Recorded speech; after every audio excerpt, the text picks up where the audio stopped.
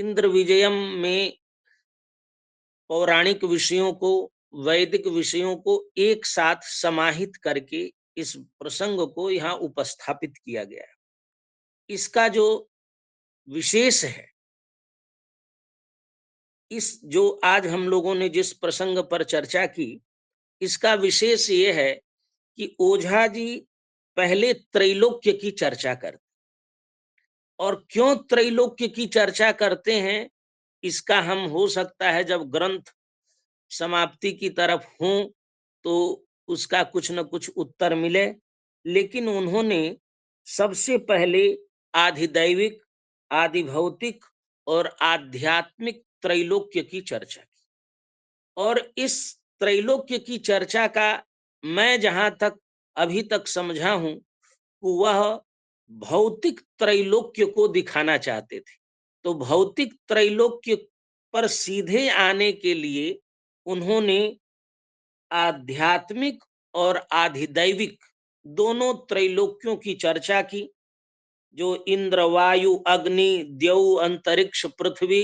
क्योंकि नीचे से जो भुवन कोश है, पौराणिक भुवन कोश है, उसमें 7 लोकों की कल्पना है कि भू भुव स्व मह जन तपः सत्यम, और इसी तले अतल वितल सुतल, इनको हम कहते हैं भुवन कोश। और ये भुवन कोश प्रत्येक पुराण में आता है। 14 लोकों की चर्चा होती है। इन्होंने त्रिलोक की चर्चा की। वहां सप्त चतुर्दश लोक भुवन कोश के वैदिक प्रमाणों के आधार पर इन्होंने इसकी चर्चा की, और शरीर में, दैवल में और भौमिक, जो भौतिक त्रैलोक्य है, उस भौतिक त्रैलोक्य को, आदि भौतिक त्रैलोक्य को उन्होंने दिखाया कि जो आदि भौतिक त्रैलोक्य है, आदि भौतिक त्रैलोक्य में भी 3 लोक है, पृथ्वी लोक, अंतरिक्ष लोक और द्युलोक, अग्निलोक, वायुलोक और इंद्रलोक। उसको उन्होंने दिखाया कि जो भौतिक त्रैलोक्य है, वह भौम त्रिलोकी, वो दक्षिण समुद्र से हिमालय पर्यंत जो भारतवर्ष है, वो आदि भौतिक त्रैलोक्य का पृथ्वी लोक है, अग्नि लोक है। अब ये अग्नि का संबंध अभी आगे आएगा। और अंतरिक्ष लोक या वायु लोक जो है आदि भौतिक त्रैलोक्य का, हिमालय से लेकर अल्ताई गिरी पर्यंत ये भौम त्रिलोकी का अंतरिक्ष है। और द्युल लोक या इंद्रलोक इस आदि भौतिक त्रैलोक्य का जो है, अल्ताई पर्वत से लेकर उत्तर समुद्र पर्यंत ये भौम त्रिलोक का द्युलोक है। तो ये इसको बताने के लिए उन्होंने इन सारे प्रसंगों को यहाँ उठाया और बड़े विस्तार से इस विषय को बताया। अब इस विषय का जो पौराणिक संदर्भ है, पौराणिक संदर्भ है क्योंकि वहां द्वीपों का आता है पौराणिक संदर्भ। यहाँ इन्होंने त्रिलोक के रूप में उसको, पूरे विश्व के स्वरूप को बताया। यहाँ पौराणिक संदर्भ जो आता है, ये विष्णु पुराण में कि जो स्वयंभू मनु थे, ये पहला मनवंतर है। चतुर्दश मनवंतर में पहला मनवंतर है स्वयंभू मनवंतर। आजकल हम 7वें मनवंतर में है, वैवस्वत मनवंतर में। स्वयंभू मनवंतर में उनके 2 पुत्र थे, प्रियव्रतोत्तान पादौ सुतौ स्वयंभुवस्य यौ, तयोरुत्तान पादस्य ध्रुव पुत्रस्त्वयोदितः। उत्तान पाद के पुत्र ध्रुव और प्रिय व्रत के पुत्र नहीं बताए हैं तो कृपया बताइए। यह विष्णु पुराण में द्वितीय अंश में पूछते हैं। ताम हम श्रोतुमिच्छामि प्रसन्नो वक्तुमर्हसि। तो उन्होंने बताया कि करदम की पुत्री को कर्दमस्यात्मजाम कन्याम उपये में प्रियव्रतः असम्राट कुक्षी तत्कन्ये 10 पुत्रास्तथा परे। उनके 2 पुत्रियां और 10 पुत्र हुए। 10 पुत्र में महाप्रज्ञा महावीरिया विनीता दयिता पितुः प्रियव्रत सुता ख्याता तेसा नामानि में शृणु। उनके नाम आए। उसमें जो पहले पुत्र थे उनका नाम था आग्निद्र।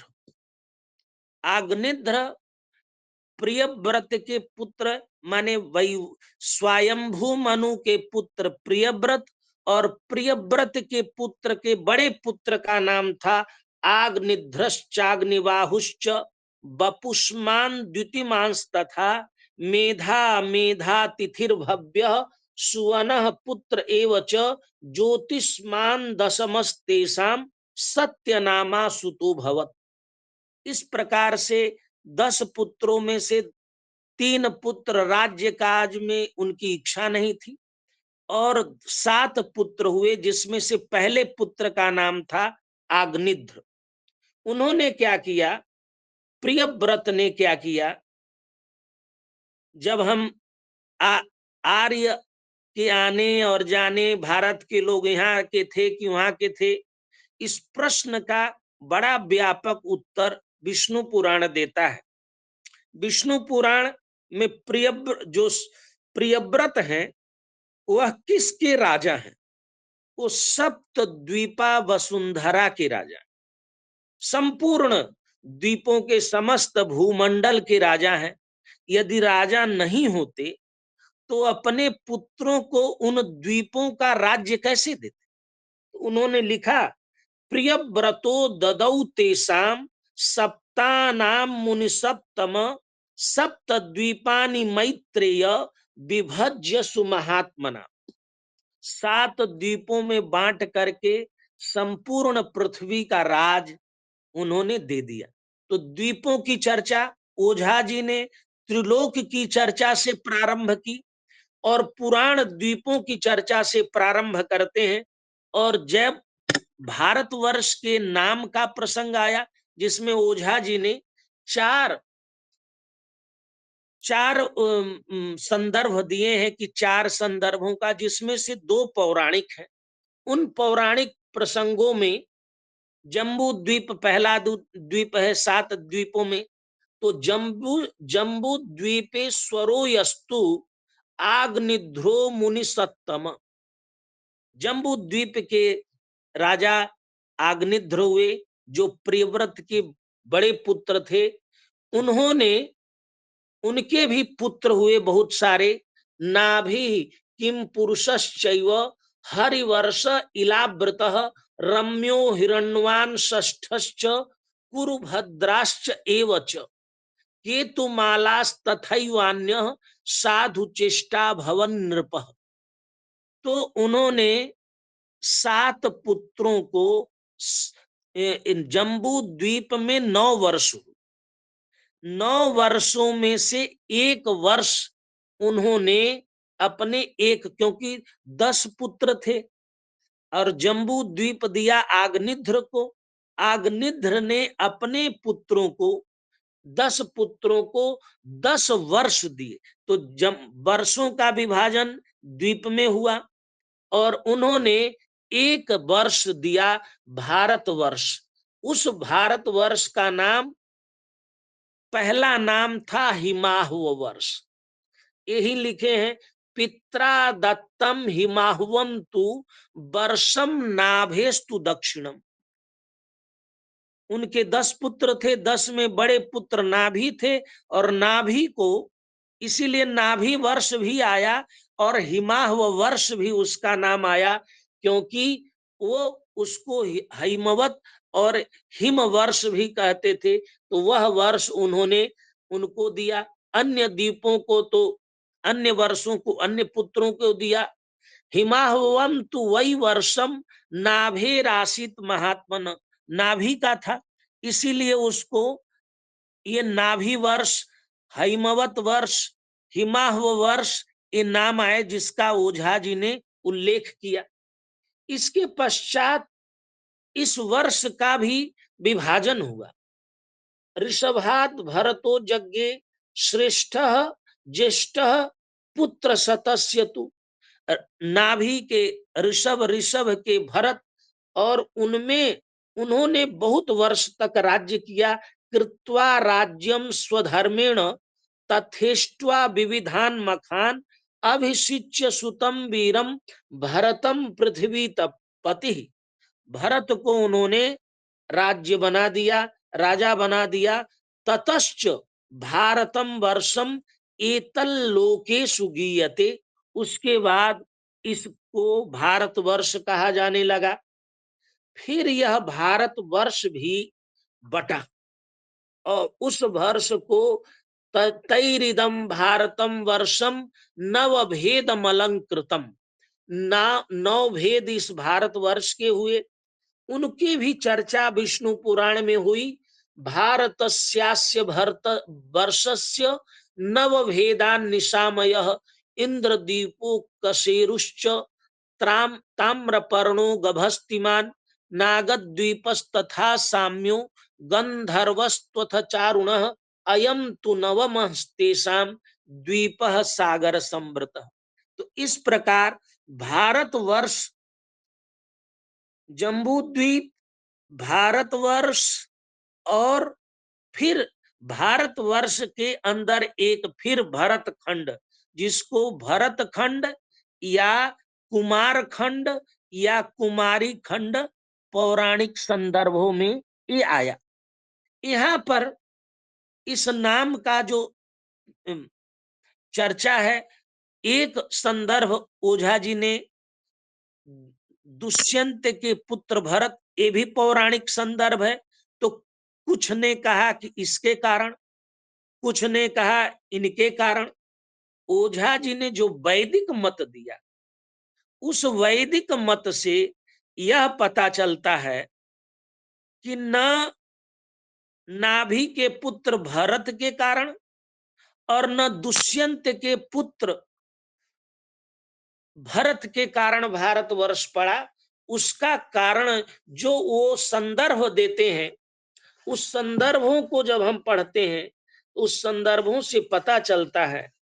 जब वो कहते हैं, ऋग्वेद का उदाहरण या शतपथ ब्राह्मण का उदाहरण देते हैं, जैसे अग्निर्वै भरतः, अग्निर्वै भरतः, अग्निर्जातो अथर्वणा विद्वत विश्वान काव्या भुवभवद विवस्वतः, ये ऋग्वेद का है।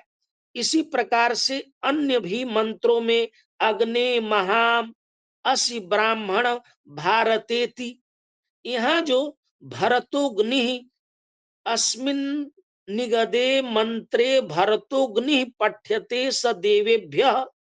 और ये भरत कौन है? भरत अग्नि है। अग्नि को भरत क्यों कहा गया? ये भी शतपथ ब्राह्मण का उद्धरण है।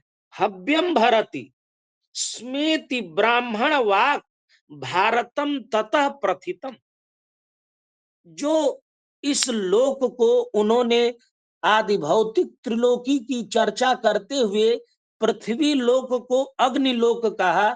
इस अग्निलोक का जो भरतो वही अग्नि, और इस भरतो वही अग्नि में भरत कोई व्यक्ति नहीं है, अग्नि है। अग्नि ही भरत है। और भरत हव्यम भरति स्मेति ब्राह्मण वाक भारतम ततः प्रथितम। इसी संदर्भ को ओझा जी फिर लिखते हैं कि ये जो भारतवर्ष है, ये भारतवर्ष क्यों भारतवर्ष कहलाया? तो मत्स्य पुराण को उद्धृत करते, और मत्स्य पुराण में कहते हैं, भरणात प्रजननात् चैष मनुर्भरत उच्यते, ए तस्मिन् उक्तवान वचनात् वर्षम तद भारतम स्मृतम। मनु ही हर मनु भरत है, क्योंकि भरणात् प्रजननात् चैष मनुर्भरत उच्यते। और इसी प्रसंग को जब हम उन्होंने जो दूसरा प्रसंग लिया, जिसमें लोक मत लिया, तो लोकमत यही कहा कि लोकमत क्या है। उन्होंने लिखा अंत में, उदरम भरति ततोयम भारत इति प्रथितः। भरणात भारत, जो भरण करता है, सबका भरण पोषण करता है, वह देश भारत। और ये मत उन्होंने, ये वैदिक मत, ये जो पौराणिक मत था, उस पौराणिक मतों को ये कहते हुए कि ये ऋषभ के पुत्र भारत, भरत के नाम से पड़ा, ये एक मत है।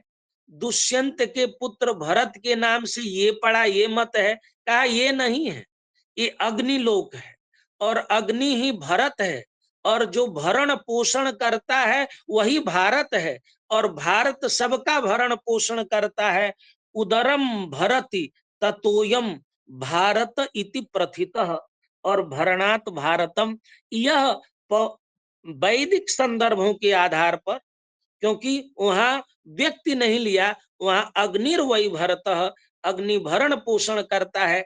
इस आधार पर उन्होंने वैदिक संदर्भों के आधार पर भारतवर्ष का, और इससे दो बातें प्रमाणित हुई कि यह भारतवर्ष बहुत पुराना है।